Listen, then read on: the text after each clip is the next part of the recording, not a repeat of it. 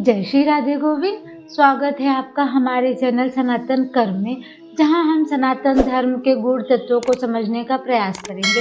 दुखों का नाश करने वाले और सारी सृष्टि का पालन करने वाले भगवान श्री गणेश की वंदना करते हुए और ज्ञान की देवी माता सरस्वती का आशीर्वाद लेकर अपने गुरुदेव के श्री चरणों में प्रणाम करती हूँ। अब मैं भगवान की श्रद्धा और भक्ति के साथ कार्तिक मास की कथा 15वां अध्याय सुनाती हूँ। ध्यान पूर्वक सुने। कार्तिक के ठाकुर की जय, मोर मुकुट बंसी वाले की जय। शिव का रूप बनाकर आया दानव जान, पार्वती तक्षण वहीं हो गई अंतर ध्यान। नारद जी बोले, शिव जी के गढ़ वीरभद्र को गिरा देखकर भय से चिल्लाते हुए शिव जी के पास गए।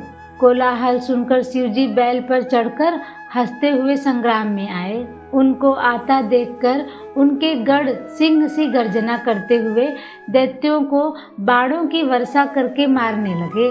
महादेव जी को देखकर दैत्य ऐसे भाग गए जैसे कार्तिक व्रती को देखकर पाप भाग जाते हैं।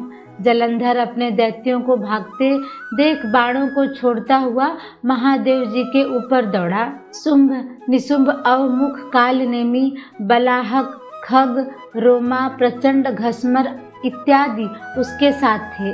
शिव जी ने अपनी सेना को बाणों से ढका देखकर दैत्यों के बाणों को काटकर अपने प्रचंड बाणों से उन्हें व्याकुल कर दिया और अनेक दैत्य पृथ्वी पर गिरा दिए।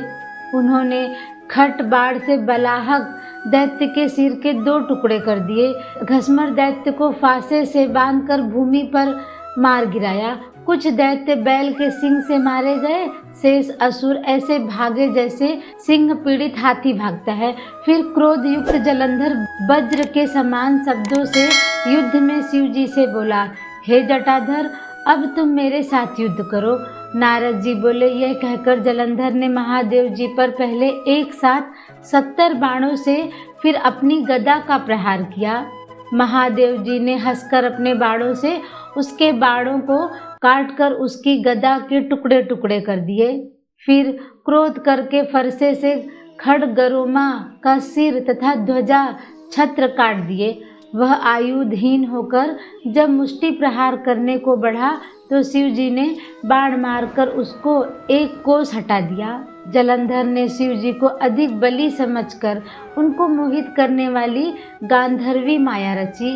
फिर क्या था, गांधर्व अप्सराएं गाने और नाचने लगे और मृदंग बजने लगा। उस आश्चर्य को देखकर महादेव जी नींद से मोहित हो हाथ से गिरते हुए अस्त्रों को भी भूल गए। तब जलंधर में शुंभ निशुंभ को छोड़ 10 भुज 5 मुख 3 नेत्र और जटाओं को धारण करके शिव रूप बना बैल पर बैठ गया। पार्वती जी रुद्र को आया जानकर सखियों के बीच से उठकर दर्शन के लिए आईं। तब उसने सुंदर पार्वती को देखकर वीर्य छोड़ दिया और जड़ हो गया। तब गौरी दैत्य को जानकर शीघ्र ही उत्तर दिशा में मानसरोवर चली गई। बिजली की चमक की तरह पार्वती को वहां से गई देखकर जलंधर युद्ध में शिव जी के पास गया। पार्वती ने उसी समय विष्णु का स्मरण किया। सोई विष्णु ने पास आकर उन्हें दर्शन दिया।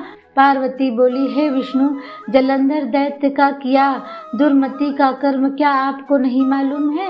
श्री भगवान बोले, जैसे वह तुमको छलने आया है इसी प्रकार हम भी उसके स्त्री के साथ छल करेंगे, क्योंकि उसके स्त्री पतिव्रता होने से वह मारा नहीं जा सकता। नारद जी बोले, विष्णु भगवान यह कहकर जलंधर के नगर को गए और रुद्र गंधर्व समेत युद्ध में स्थित रहे। दैत्य की माया हटने पर शिव जी को बोध हुआ।